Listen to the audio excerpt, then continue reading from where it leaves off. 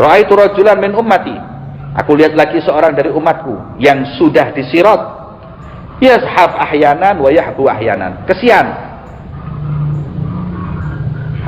kadang-kadang dia merangkak jalannya, kadang-kadang agak cepat, kadang merangkak lagi cepat, gak lancar. Kemudian datanglah solawatnya kepadaku, kata Nabi Muhammad SAW.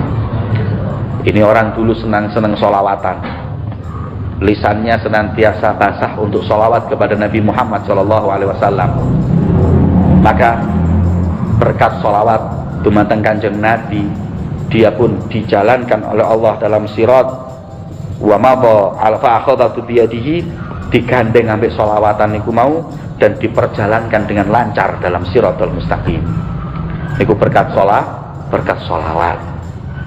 Ya, inilah keutamaan kita bersolawat kepada Nabi Muhammad SAW. Ada khosais solawat, spesial solawat.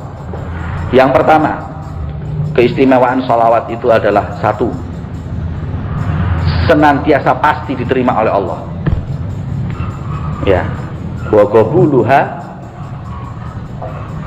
ya muhattamun bi ghairi taraddudi, dan diterimanya solawat itu wajib tanpa kita ragu sama sekali.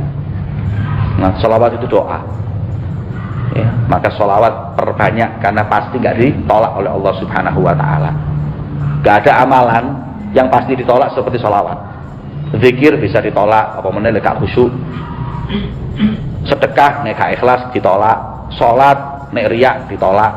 Tapi ada amalan ikhlas gak ikhlas tetap diterima, yaitu sholawat kepada Nabi Muhammad SAW.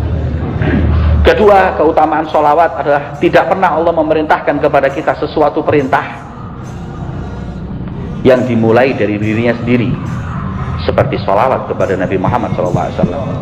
Allah perintahkan kepada kita sholat, Allah nggak sholat dulu. Allah perintahkan kepada kita puasa, Allah nggak puasa.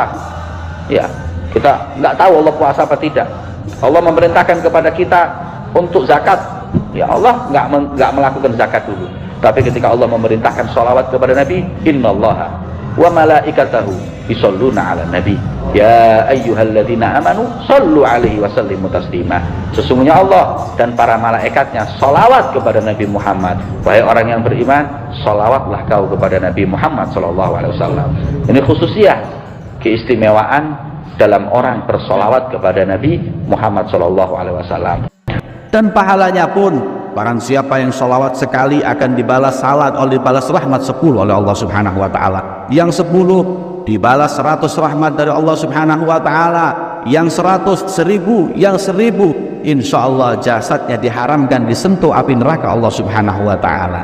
Maka sholawat yang walaupun ibadah itu mudah dilakukan, tapi mempunyai suatu pahala dan keuntungan yang besar. Maka itu Nabi Muhammad SAW ketika melihat besarnya keuntungan orang bersolawat, beliau berkata, al-bakhilu man dzukirtu indahu falam yusalli alayya. Kikir, bakhil, pelit, orang yang apabila namaku disebut tapi tidak serentak untuk bersolawat kepada Nabi besar Muhammad SAW. Modalnya sedikit, untungnya besar, tapi nggak mau. Maka ini adalah orang yang kikir, orang yang pelit. Perbanyaklah solawat dan tidak ada batasan bagi kita dalam bersolawat. Solawatlah yang banyak, karena nggak ada riwayat. Karena kebanyakan solawat seseorang itu jadi sengsara.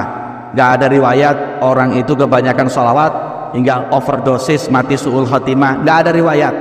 Yang ada riwayat adalah orang yang kurang solawat dikatakan kikir oleh Nabi besar Muhammad, pelit bagi orang yang nama Nabi Muhammad disebut tidak serentak bersolawat kepada Nabi Muhammad sallallahu alaihi wasallam. Perbanyaklah solawat wahai orang-orang yang dermawan. Perbanyaklah solawat wahai orang-orang yang sosial. Perbanyaklah solawat agar engkau mendapatkan kebahagiaan dunia maupun akhirat.